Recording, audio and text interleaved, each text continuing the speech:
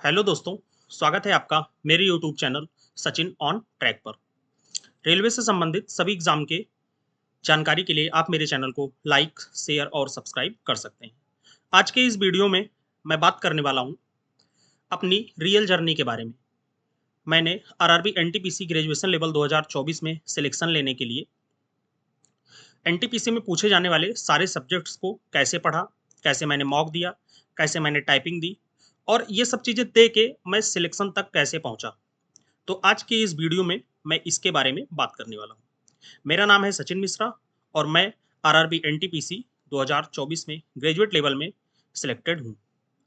तो आगे हम बात करते हैं कि आरआरबी एनटीपीसी 2024 का जो नोटिफिकेशन है वो कब आउट हुआ। आरआरबी एनटीपीसी का जो नोटिफिकेशन है वो अक्टूबर 2024 में आउट हुआ। अब बात आती है तैयारी की। तैयारी मैंने इस डेट से नहीं शुरू किया, तैयारी तो पहले से ही थी, लेकिन इसका नोटिफिकेशन आने के बाद मैंने कंसंट्रेट होके इसके लिए पढ़ना शुरू किया। अब बात आती है कि मैं पढ़ता कितना था। तो मेरा डेली का टारगेट रहता था कि मैं लगभग 10 घंटे पढ़ाई करूं। दूसरी चीज, जितने सारे डिस्ट्रैक्शंस हैं मैंने उनसे अपनी दूरियां बनाई। और तीसरी सबसे मोस्ट इंपॉर्टेंट चीज जो आपको आरआरबी एनटीपीसी में सिलेक्शन दिलाता है और जिसकी वजह से सिलेक्शन भी नहीं होता है, वो होता है जीएस। तो चाहे सीबीटी 1 हो और चाहे सीबीटी 2 हो, आपको जीएस पे एक्स्ट्रा फोकस और सबसे ज्यादा फोकस करके चलना है, क्योंकि जीएस के नंबर ऑफ क्वेश्चंस ज्यादा होते हैं। अब हम आगे बात करते हैं कि आरआरबी एनटीपीसी में टोटल 3 चीजें पूछी जाती हैं। पहला होता है मैथ्स, दूसरा रीजनिंग, तीसरा जीके जीएस। अब मैथ्स के लिए मैंने पवन राव सर और अभिषेक ओझा सर को फॉलो किया। रीजनिंग के लिए मैंने एक टीचर बलराम सर को फॉलो किया।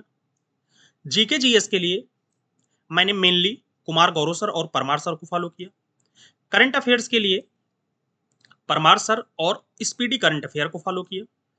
और टाइपिंग के लिए मैंने प्रैक्टिस सेट, जो कि एआर पे, सोनी पे और आरकेसी नवादा पे किया।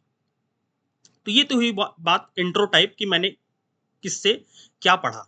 आइए अब इसको हम डिटेल्ड में समझते हैं। अब सबसे पहले बात आती है मैथ्स सेक्शन की। मैथ्स के लिए मैंने आपको बताया कि मैंने पवन राव सर को फॉलो किया और दूसरा अभिषेक ओझा सर को। अब बात आती है कि मैंने पवन राव सर से क्या पढ़ा और अभिषेक ओझा सर से मैंने क्या पढ़ा। पवन राव सर से मैंने जो पढ़ा वो होती है थ्योरी, मैथ्स की थ्योरी, कि आप बेसिक से मैथ कैसे सीखते हैं। अगर आपको बेसिक से मैथ सीखना है तो मैं अगर रिकमेंड करूंगा तो पवन राव सर को। पवन राव सर से आप हर टॉपिक का कॉन्सेप्ट बेसिक से क्लियर कर सकते हैं। अगर आपका कॉन्सेप्ट बेसिक से नहीं क्लियर है, आप ट्रिक के पीछे भाग रहे हैं, तो आपको ये चीजें काम आने वाली नहीं है। सबसे पहली चीज, आपको मैथ्स की अगर थ्योरी खत्म करना है तो मेरा रिकमेंडेशन सिर्फ और सिर्फ ओनली पवन राव सर को होगा। अब बात आती है प्रैक्टिस की। प्रैक्टिस में आप पवन राव सर से प्रैक्टिस कर सकते हैं। वो नंबर ऑफ क्वेश्चंस ज्यादा आपको प्रैक्टिस करवाएंगे क्लास में भी और प्रैक्टिस करने के लिए आपको क्वेश्चंस भी देंगे। लेकिन अब बात आती है कि जो करंट में एग्जाम्स चल रहे हैं उनका जो लेटेस्ट पैटर्न का जो क्वेश्चन होगा, जो इंपॉर्टेंट क्वेश्चन होगा, ऐसे क्वेश्चन जो टाइम टेकिंग रहते हैं और ज़्यादा टाइम में लगते हैं, उनको शॉर्ट मेथड में समझाने का काम अभिषेक ओझा सर करते हैं। आप इनसे पीवाईक्यू क्वेश्चन की प्रैक्टिस और कुछ एक्सपेक्टेड क्वेश्चन की प्रैक्टिस के वीडियोस ये फ्री ऑफ कॉस्ट अपने यूट्यूब चैनल पे करवाते हैं, तो उस चीज़ को आप इनसे सीख सकते हैं। अब रेलवे में स्टैटिस्टिक्स भी आता है। स्टैटिस्टिक्स के लिए मैं रिकमेंड करूंगा पवन राव सर को। स्टैटिस्टिक्स का free of cost video Pawan Rao sir अपने यूट्यूब चैनल मैथ्स विद पवन राव पर ऑलरेडी पढ़ाए हैं, तो आप स्टैटिस्टिक्स को पवन राव सर से अच्छे से समझ सकते हैं वन बाई वन करके। और प्रैक्टिस आप अभिषेक ओझा सर से कर सकते हैं, one of the best teacher हैं। एक बार आप जाएंगे, इनकी क्लास लेंगे और पीवाईक्यू पैटर्न के क्वेश्चन, एक्सपेक्टेड क्वेश्चन और सारी चीजें आप इनसे प्रैक्टिस करके देखेंगे तो निश्चित रूप से आपको अपने मैथ्स के सेक्शन में 100% आपकी एक्यूरेसी बढ़ने वाली है। अब आगे बात करते हैं अगर मैथ्स में पूछा जाए कि क्या क्या आता है, तो मैथ्स में ये मेनली सब्जेक्ट्स होते हैं जो आते हैं, लगभग एक दो करके ऐसे क्वेश्चंस रहते हैं। तो मेरी जो पहली अप्रोच है, आपको सबसे पहले क्या पढ़ना है, थ्योरी। थ्योरी को आप अच्छे से क्लियर कर लिए। दूसरा, अब हर टॉपिक्स के आपको, अगर आपको लग रहा है कि क्वेश्चन ज़्यादा टाइम टेकिंग है, मुझसे ज़्यादा टाइम में हो रहा है, तो उस चीज़ का शॉर्ट ट्रिक्स और शॉर्ट मेथड्स आपको अपनी कॉपी में मेंशन कर लेना है। आपको डेली बेसिस पे मैथ्स के क्वेश्चन की प्रैक्टिस करना ही करना है, और वीकली बेसिस पे आपको मॉक्स भी देने हैं। इतनी चीज़ें, और मैंने जिन टीचर्स को रिकमेंड किया, अगर उनसे आप मैथ्स पढ़ते हैं तो 110% आपको मैथ में कोई दिक्कत नहीं होने वाली है। ये तो बात हो गई मैथ की। अब हम आगे बात करते हैं रीजनिंग की। रीजनिंग में इंपॉर्टेंट टॉपिक्स जो होते हैं यहाँ पे मेंशन है, syllogism, coding decoding, blood relation, direction, seating arrangement और पजल, इनइक्वालिटी, स्टेटमेंट, एजम्पशन। अब जो सबसे ज्यादा दिक्कत अगर किसी को आती है, सेटिंग अरेंजमेंट में आती है। पजल्स के आपको 3 से 4 क्वेश्चन या 5 क्वेश्चन भी देखने को मिल जाते हैं। पजल का लेवल अच्छा होता है, इसकी भी आपको प्रैक्टिस करनी है। और स्टेटमेंट और एजम्पशन, इस चीज की भी आपको अच्छे से प्रैक्टिस करनी पड़ेगी। तो इसके लिए मैं रिकमेंड करने वाला हूं आपको बलराम सर को। पहले नियोन क्लासेस में पढ़ाते थे, फिर इन्होंने अपना खुद का प्लेटफॉर्म बनाया यूट्यूब पे, बलराम सर रीजनिंग के नाम से। प्रेजेंट टाइम में ये आपको मिलेंगे टेस्ट रैंकिंग, जो गगन प्रताप सर ने अपना खोला है उस पे इनका रेलवे के बैच में क्लासेस भी शायद आती हैं, तो आप वहाँ से परचेज कर सकते हैं। अगर आप परचेज भी नहीं भी कर सकते हैं, तो इनके जो यूट्यूब चैनल है उस पर आपको फ्री ऑफ कॉस्ट जो लेटेस्ट एग्जाम के जितने सारे आंसर की के पीडीएफ होंगे, वो आपको वीडियो फॉर्मेट में सॉल्व मिलेंगे। आप इनके वीडियो को खोलिए और अच्छे से एक 1 बाई 1 करके सारे क्वेश्चंस को लगाइए। जो क्वेश्चन आपको लगे कि हार्ड है, उसको आप अलग से अपनी कॉपी में नोट डाउन करिए, और वीकली मंथली आप उसका प्रैक्टिस कीजिए। और एग्जाम आने से पहले भी जो हार्ड क्वेश्चंस हैं, जो आपको लग रहा है कि रीजनिंग में टाइम टेकिंग है, ये पजल टाइम टेकिंग है, ये स्टेटमेंट एजम्पशन टाइम टेकिंग है, तो उस चीज को आप अलग कॉपी में अपना नोट्स करते रहिए, और अच्छे से एग्जाम आने के पहले पढ़िए, और वीकली और मंथली बेसिस पे पढ़ते रहिए। उसको नोट करके आप इकट्ठा करके रख देंगे, उसका कोई मतलब नहीं निकलने वाला है जब तक कि आप उसका वीकली और मंथली बेसिस पे प्रैक्टिस और रिवीजन नहीं करते हैं।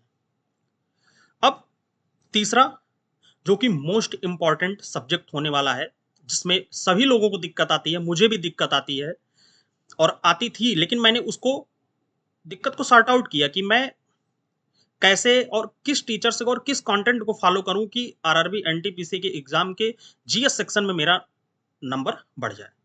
अब मैं पहला टीचर रिकमेंड करूंगा कुमार गौरव सर। कुमार गौरव सर की एक ब्रह्मास्त्र बैच आती है, जो आपको 150 या 250 रुपए में मिल जाती है। मुश्किल से 5-6 महीनों का क्लास होता है।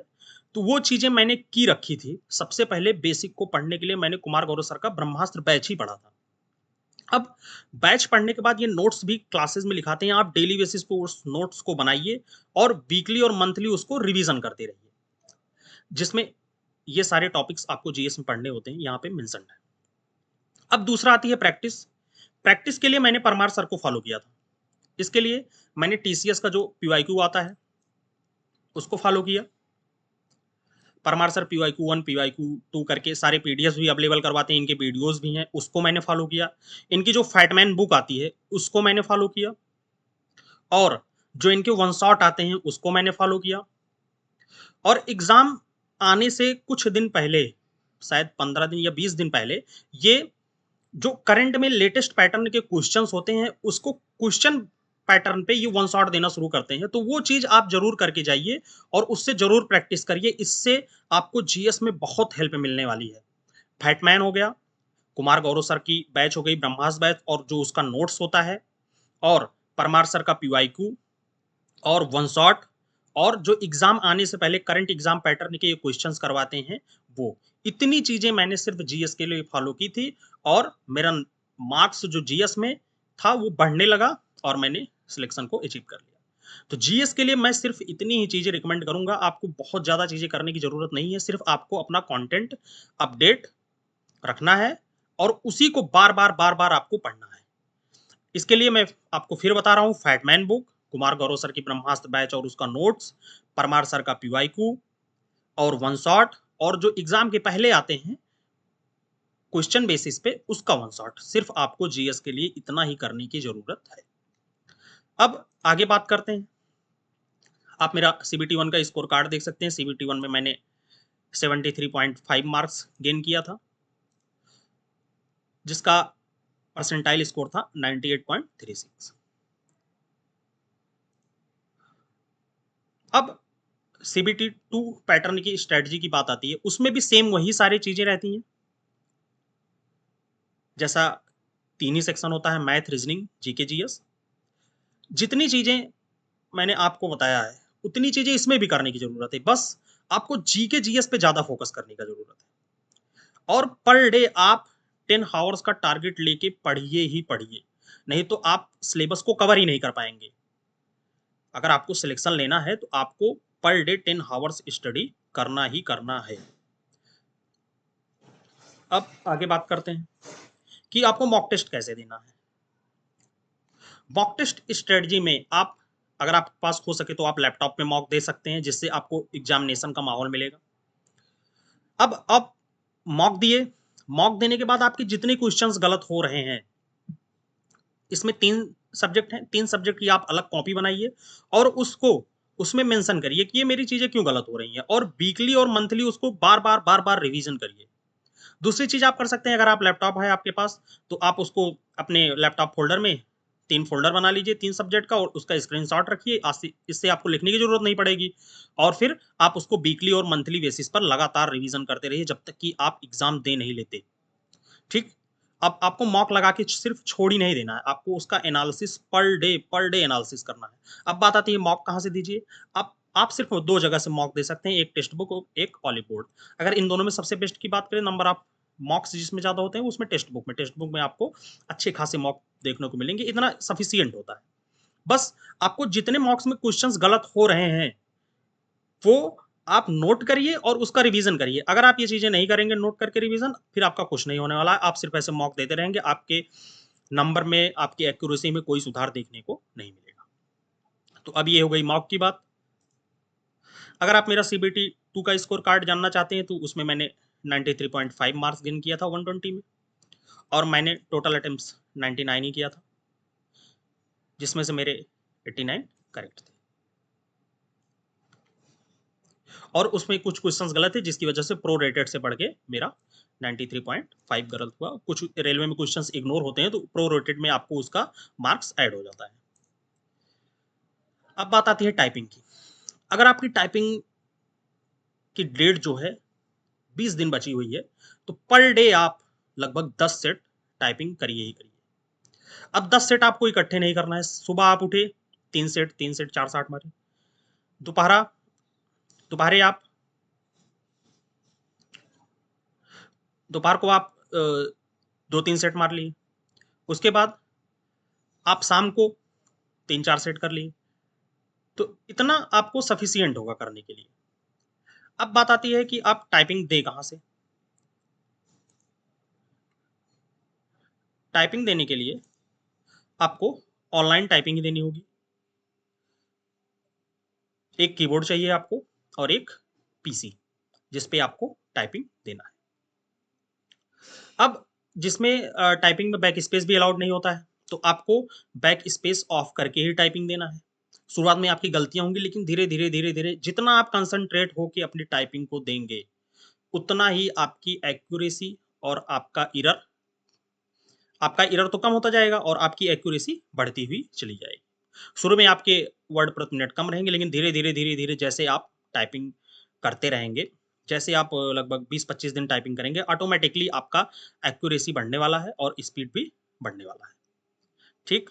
अब टाइपिंग के लिए मैंने पहले ही बताया था, आप AR टाइपिंग पे दे सकते हैं। सोनी टाइपिंग या आपको थर्ड पार्टी ऐप मिल जाएगा, आप डाउनलोड करके उसमें फ्री ऑफ कॉस्ट टाइपिंग दे सकते हैं। अब बात आती है मैंने कहाँ टाइपिंग दिया था। मैंने टाइपिंग दिया था RKC नवादा पे। वो पेड होता है, आप 150 या 190 में सब्सक्रिप्शन ले सकते हैं। आपको 2 3 महीने का मिल जाएगा, और उसमें आपको बहुत सारे टेस्ट मिलेंगे और एग्जाम ओरिएंटेड टेस्ट मिलेंगे, और वो एग्जाम जैसे कैटेगराइज किया करता है वर्ड प्रति मिनट, एरर इग्नोर्ड, वो चीजें आपको उसमें सारी चीजें देखने को मिलेंगी। और निश्चित रूप से अगर आप RKC नवादा पे टाइपिंग करेंगे तो आपकी स्पीड बढ़ने ही वाली है। तो मेरा रिकमेंडेशन सिर्फ RKC नवादा की होगा। तो आप उस पे सब्सक्रिप्शन लेके अपना टाइपिंग टेस्ट की प्रिपरेशन कर सकते हैं और आप 110% आप टाइपिंग टेस्ट क्वालिफाई हो जाएंगे, बशर्ते आपको एक अच्छे प्लेटफॉर्म पे और एक अच्छे सिटिंग पोजीशन में और पीसी पे आपको टाइपिंग देना है। मैंने भी टाइपिंग को क्वालिफाइड किया है, ये मेरा रहा रिजल्ट। मैंने लगभग 52 वर्ड प्रति मिनट की टाइपिंग की रखी थी, लगभग 2600 स्ट्रोक मैंने टाइपिंग किया हुआ था। आपको टाइपिंग में 10 मिनट्स अलाउड होते हैं। मैंने ऑलरेडी टाइपिंग के लिए वीडियो बना रखा है। अगर आपको टाइपिंग में कोई भी दिक्कत आती है तो आप वहाँ से उस वीडियो को देख करके अपनी टाइपिंग टेस्ट को मजबूत कर सकते हैं। अब रेलवे में फॉर्म आएगा 2026 में, उसके बाद आपका CBT 1 होगा, फिर CBT 1 का रिजल्ट आएगा, फिर CBT 2 होगा, उसका रिजल्ट आएगा, फिर आपका टाइपिंग टेस्ट होगा, देन आपका फाइनल सिलेक्शन होगा। तो अगर आप भी चाहते हैं कि आपका भी RRB NTPC के आने वाले एग्जाम में सिलेक्शन हो, तो जितनी चीज़ें मैंने बताया है आप इसको डेली बेसिस पे कीजिए।